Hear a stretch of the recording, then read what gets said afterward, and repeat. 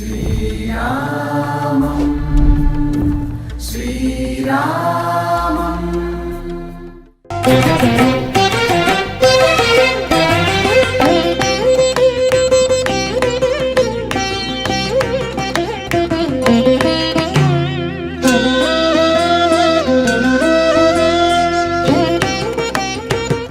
అయోధ్యలో రామ మందిర నిర్మాణంలో భాగంగా జరుగుతున్నటువంటి ఒక భవ్య దివ్య మందిర నిర్మాణం. రాములల్లా దర్శనం తర్వాత ఏ దర్శనీయ స్థలాలు ఉన్నాయి, చుట్టుపక్కల ఉన్నటువంటి ఏ ప్రాంతాలని దర్శించుకోవచ్చు అనుకుంటే అందులో ప్రధానంగా ప్రముఖంగా కనిపిస్తుంది నందిగ్రామ్. ఈ నందిగ్రామ్కి సంబంధించి చాలా కీలకమైనటువంటి అంశాలు ఉన్నాయి. అందులో ప్రధానంగా మనం మాట్లాడుకోవాలి, భరతుడు రామ లక్ష్మణులు సీతా సమేతంగా వనవాసానికి వెళ్ళినప్పుడు భరతుడు రాముడి పాదాలని తీసుకొచ్చి ఈ ప్రాంతంలోనే పెట్టి ఆ పాదుకలతో 14 సంవత్సరాలు ఎదురు చూశారు. ఈ ప్రాంతం నుంచే పాలన కూడా కొనసాగించారు. ఇక్కడ భరతుడు విశ్రమించారు, ఇక్కడ భరతుడు తపస్సు చేశాడు, ఇక్కడే భరతుడు పాదుకల్ని ఉంచి పాలన చేశాడు. దీనికి సంబంధించినటువంటి విశిష్టతతో పాటుగా ఇప్పుడు మనం ఉన్నటువంటి ఈ రావి చెట్టుకు సంబంధించి విశిష్టతలు కూడా ఉన్నాయి. వీటన్నిటి గురించి మాట్లాడుకుందాం. మనతో పాటుగా ఉన్నారు पंडित राम नारायण दास जी। पंडित जी जय सियाराम। जय सीताराम। जय सियाराम। तो हम लोग हैदराबाद से आए हैं, हमारे लिए आप बता दीजिए इस प्रांत का। भरत को नंदीग्राम में भरत जी के यहाँ आप सभी को जय सियाराम। भरत जी यहाँ पे चित्रकूट से जब लौट कर आए हैं तो यहाँ पे 14 वर्ष बैठकर प्रभु श्री राम जी का आने का इंतजार किया था, तपस्या किए थे। ये वही स्थान है नंदीग्राम भरतकुंड। भरतकुंड भी बोलते हैं। हाँ, भरतकुंड इसलिए बोलते हैं कि भरत जी यहाँ आके तपस्या किए थे। और नंदीग्राम जो बोलते हैं, भगवान राम जी जो अयोध्या में पृथ्वी लोक पे आए हुए थे, उस समय भगवान भोलेनाथ नंदी को यहाँ पे छोड़कर भगवान श्री राम जी का दर्शन करने गए थे। इसलिए नंदीग्राम के नाम से इसको जाना जाता है। और जब भरत जी आ गए तो भरतकुंड के नाम से जाना जाने लगा, इसलिए नंदीग्राम भरतकुंड के नाम से प्रसिद्ध है। यहाँ पे भगवान शिव जी जब नंदी को छोड़कर गए थे तो नंदी जी से कहा कि शाम तक जब लौटते हैं तो आपको लेकर चलेंगे, आप यहीं रहिए, नहीं आपको लेकर चलेंगे तो मालूम हो जाएगा कि भगवान भोलेनाथ कैलाश से अगर आए हैं तो कोई देवलोक से जरूर यहाँ पे आया होगा। इसलिए भगवान भोलेनाथ कैलाश छोड़कर यहाँ आए हैं दर्शन के लिए। तो इसलिए नंदी को यहाँ छुपा दिया। तो इस बहुत सारे गाथाएं हैं नंदीग्राम से लेकर। हम राम जी के बारे में सुने थे, लेकिन ये पहली बार है शिव जी के बारे में भी सुन रहे हैं। तो ఇక్కడ నందిగ్రామ్కి సంబంధించి 2 స్టోరీలు కనిపిస్తున్నాయి. ఒకటి రామాయణానికి సంబంధించి, అలాగే శివం వైష్ణవం అనేది, శివుడు కూడా ఇక్కడ తన నందిని వదిలి వెళ్ళాడు, అందువల్ల నందిగ్రామ్ అనేది వచ్చింది అనేది. శివకేశవులకు భేదం లేదు అంటారు, శివాయ విష్ణు రూపాయ విష్ణు రూపాయ శివాయ. సో ఇక్కడ ఆ 2 అనేవి కనిపిస్తున్నాయి. 2 గాథలు కూడా ఇక్కడ ఉన్నాయి. మనకు వెనకాల శ్రీరామ్ జానకి మాత మందిర్ ఉంది, అలాగే నందికి సంబంధించి శివాలయం కూడా ఉంది. కాబట్టి 2 ఉన్నాయి, 2 స్టోరీస్ అనేవి ఉన్నాయి. तो राम नारायण दास जी बहुत सारे गाथाएं हैं, लेकिन नंदीग्राम के बारे में सोचे तो भरत जी याद आ रहे थे जी। तो नंदी जी यहाँ विमुख बैठे हुए हैं। हर जगह नंदी जी सन्मुख होते हैं, प्रभु श्री राम जी के सन्मुख बैठते हैं हाथ जोड़ के कि महाराज जी क्या आदेश है, कहाँ चलना है। बोला यहाँ पे वो विमुख हो गए, इसलिए भगवान भोलेनाथ यहाँ से पूरब हो गए। पूरब जाके भगवान श्री राम का दर्शन करने के लिए तो रास्ता में जब यहाँ से फिर आगे बढ़ते हैं तो साधु का भेष धारण कर लिया भगवान भोलेनाथ और काकभसून जी। तो वहाँ पे गए कि दर्शन कर लेंगे, आसानी से हो जाएगा, साधु के भेष में रहेंगे तो दर्शन करा देंगे कि मैया महात्मा जी आए हैं, प्रभु का दर्शन करा दें, आशीर्वाद मिल जाए। तो प्रभु ने कहा कि जब भगवान भोलेनाथ मेरे इस देव भी स्वयं भेष को बदल सकते हैं तो मुझे भी कुछ करना चाहिए, नहीं कैसे मालूम होगा कि भगवान नारायण पृथ्वी लोक पे आ गए। तो उन्होंने पहरे को इतना सख्त कर दिया कि 14 वर्ष भरत जी ने यहाँ तपस्या किया, उसी तरह भगवान शिव जी ने 6 महीना वहाँ पे उनको तपस्या भी करना पड़ा। जब रोज डेली सुबह उठें और दर्शन के लिए जाएं, शाम होते ही वापस चले आए, दर्शन नहीं मिलता था, इतना पहरा सख्त हो गया प्रभु के कृपा से।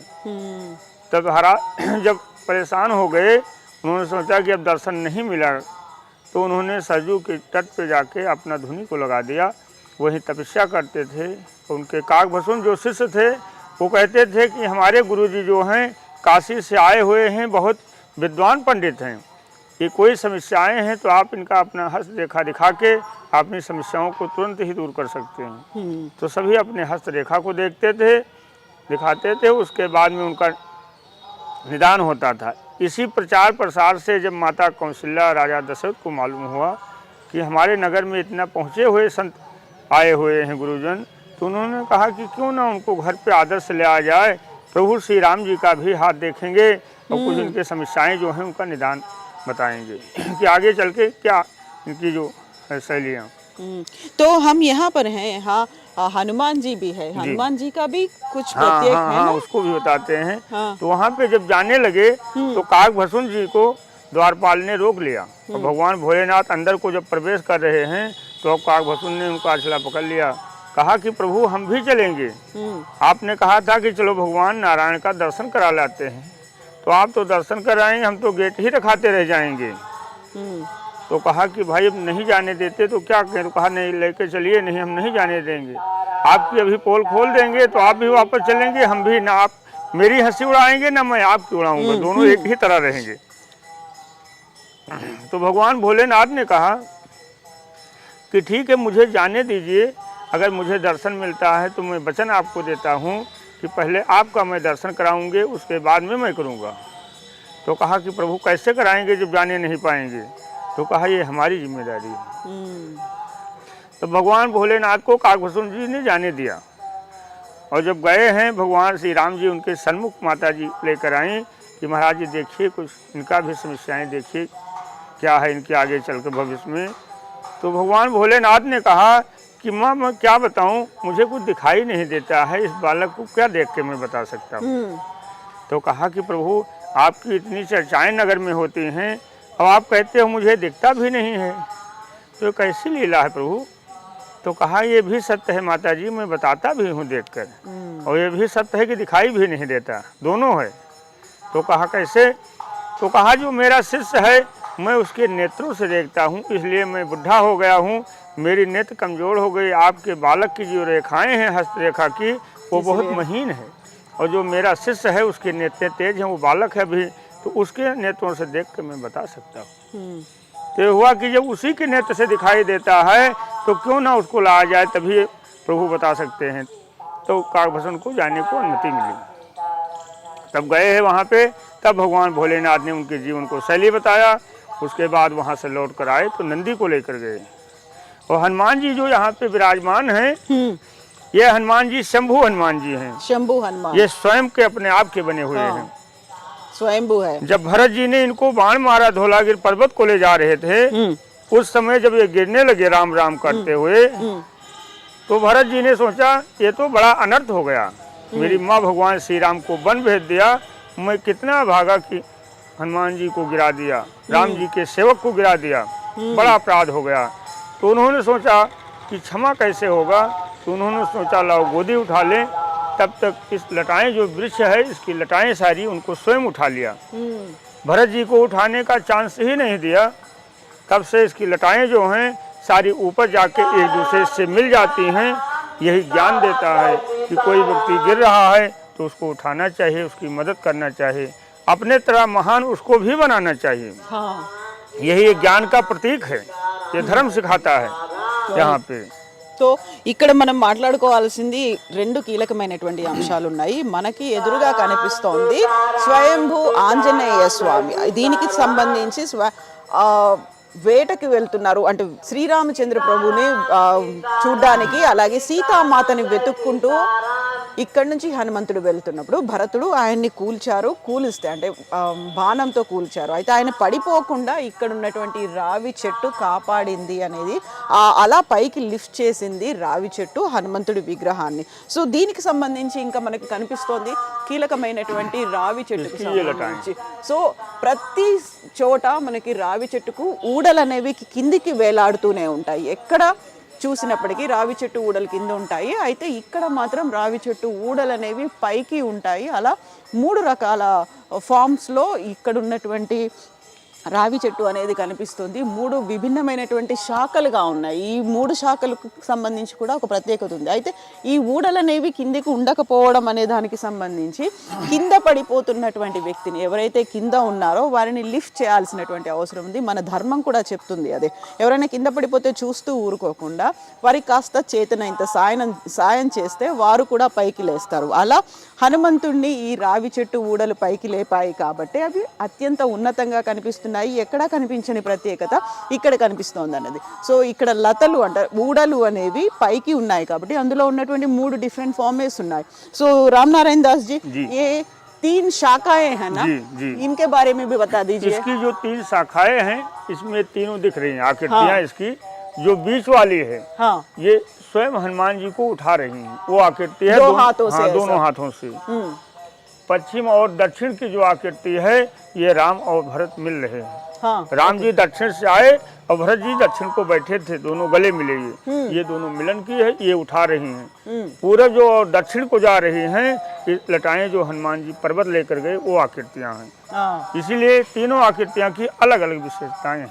సో ఇక్కడ 3 శాఖలుగా కనిపిస్తున్నాయి. అందులో ప్రధానంగా కనిపిస్తుంది ఒక మధ్యలో ఉన్నటువంటి శాఖ, అది హనుమంతుణ్ణి పైకి 2 చేతులతో లిఫ్ట్ చేస్తున్నట్టుగా ఉన్నటువంటి శాఖ. అంటే కింద ఎవరైనా పడిపోతున్నప్పుడు మనం 2 చేతులతో లేపాల్సినటువంటి అవసరం ఉంది అన్నట్టుగా అవి 2 చేతుల్ని ప్రత్యేకంగా చూస్తున్నటువంటిది.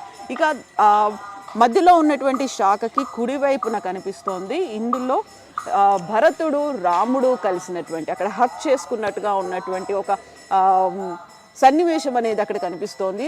అక్కడి నుంచి వనవాసం నుంచి వచ్చినటువంటి ఆ తర్వాత లంక నుంచి వచ్చినటువంటి రాముడు ఈ ప్రాంతంలో భరతుణ్ణి కలుసుకున్నారు. వాళ్ళిద్దరూ ఆప్యాయంగా కౌగిలించుకున్నటువంటి దృశ్యం అక్కడ కనిపిస్తుంది. ఇక ఇటువైపు లెఫ్ట్ సైడ్ ఉన్నది, ఇక్కడ నుంచి హనుమంతుడు సీతామాతను వెతుక్కుంటూ వెళ్తున్నారు. దక్షిణం దిక్కుగా వెళ్తున్నటువంటి అంటే లంక దక్షిణం వైపు ఉంది కాబట్టి దక్షిణం దిక్కుకు వెతుక్కుంటూ వెళ్తున్నటువంటి ఒక సీన్ అనేది ఇక్కడ కనిపిస్తోంది. సో यहाँ पादुकाएं भी है ना, भरत जी यहाँ विश्राम करते रहते थे, भरत जी यहाँ तपस भी करते रहते थे। भरत जी यहाँ पे तपस्या भी करते थे और विश्राम भी करते थे। जमीन को खोदकर उन्होंने गड्ढा बना के उसमें विश्राम करते थे। इसलिए कि भगवान भरत जी जब राम जी को चित्रकूट मनाने गए थे, वहाँ पे देखा प्रभु श्री राम जी जो बट वृक्ष के नीचे जमीन पे कुशे का आसन लगाकर वहाँ पे विश्राम किए थे। उसको देखने के बाद में भरत जी ने यहाँ आके गड्ढा खोद के विश्राम करते थे कि अगर मैं भी जमीन में उनके बराबर में लेटता हूँ तो हमारी उनमें फर्क क्या रह जाएगा। हमारा स्थान तो प्रभु श्री राम जी के चरणों में है। अगर मैं भी जमीन में समतल पे लेट जाते हैं तो बराबरी की हो जाएगा। तो इसलिए जमीन को खोदकर वहाँ पे विश्राम करते थे। सुबह उठते ही जो जमीन पे चौपादिका रहती थी उस चौपादिका को प्रणाम करते थे, इसलिए वहाँ पे चौपादिका पाई जाती है। तो यहाँ पे जो तपस्या करते थे उस समय जो सिंहासन पे रखते थे वो चौपादिका यहाँ पे है। तो ఇక్కడ రాముడి పాదుకల్ని తీసుకొచ్చి భరతుడు ఇక్కడ ప్రతిష్ఠించుకొని 14 ఏళ్ల పాటు పాలన చేశారు. ఇక్కడే తపస్సు చేశారు, ఇక్కడే విశ్రమించేవాళ్ళు. సో దానికి సంబంధించినటువంటి విశిష్టత మనకు నందిగ్రామ్లో కనిపిస్తుంది. దీంతో పాటుగా ఇక్కడ ఉంది ఒక బావి. ఈ బావిలో కూడా राम नारायण जी यहाँ एक कूप है ना, भरत जी का कूप बोलते हैं, इसका मतलब क्या है, इसका विशिष्टता क्या है? जी ये कूप जो है ये 27 तीर्थों का जल है जो प्रभु श्री राम जी के राज्याभिषेक के लिए आया। उनका जब राज्याभिषेक नहीं हुआ, चित्रकूट भरत जी मनाने गए हैं तो वहाँ पे भी जल लेकर गए थे। वो जल वहाँ पे जब नहीं राज्याभिषेक हुआ तो इत मुनि से कहने पे वो 27 कूपों में डाल दिया और यहाँ पे ये 27 तीर्थ का जल एक ही कूप में स्थिर रखा गया कि लौट कर जब आएंगे तो इसी जल से राज्याभिषेक होगा। उसके बाद लेकर जाएंगे भरत जी। 27 का मतलब नंबर के 27 तीर्थों का ये जल है। तो ఇక్కడ రాముడి పట్టాభిషేకం కోసం 27 తీర్థస్థలాల నుంచి జలాన్ని తీసుకొని వచ్చారు. అయితే పట్టాభిషేకం జరగలేదు కాబట్టి ఈ ప్రాంతంలోనే ఆ 27 తీర్థాలకు సంబంధించినటువంటి జలాన్ని ఇక్కడ ఉంచారు, ప్రతిష్ఠించారు. సో ఆ భరత్ కూప్ అని పిలుస్తారు. భరతుడికి ఇక్కడ నుంచి ఆయన పాలన చేశాడు. ఆ తర్వాత 27 తీర్థస్థలాలకు సంబంధించినటువంటి జలం అంతా ఇక్కడే ఉంది. సో ఇది నందిగ్రామ్కి సంబంధించినటువంటి విశిష్టత. ధన్యవాद राम नारायण जी। जय सीताराम। जय सीताराम। यहाँ पे जो है सीताराम नाम का जो है ये धुनी भी निरंतर चलती है। हाँ, यहाँ आइए आपको दिखाते हैं। तो ఇక్కడ ఉన్నటువంటి ఇంకొక ప్రత్యేకత నిరంతరంగా ఉండేటువంటి రామనామ జపం అనేది. आइए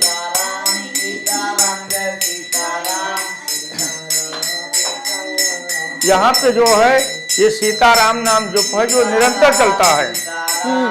भरत जी ने जो 14 वर्ष तपस्या किया था उसी के उपलक्ष्य में 14 वर्ष के लिए संकल्प किया गया कि 14 वर्ष अगर सीताराम नाम जब चलेगा तो पुनः राम जन्मभूमि बन जाएगी, राम राज पुनः स्थापित हो जाएगा। तो 14 वर्ष के लिए संकल्प किया गया। 14 महीना पूरा होते ही राम जन्म का आदेश हुआ, बनने लगा। पूरे संसार में ही राम राज आ गया। तो ఇక్కడ నిరంతరం 24 గంటలు ये अखंड दीप जो है ये निरंतर चलती है, कंटिन्यू। సో 24 अक्टूबर 2018 से प्रारंभ किया